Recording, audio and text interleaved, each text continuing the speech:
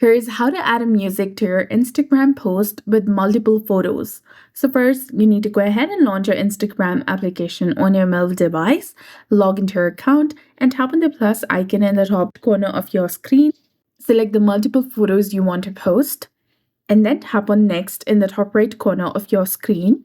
Tap on the music icon at the bottom or the audio icon and select the music that you want to use.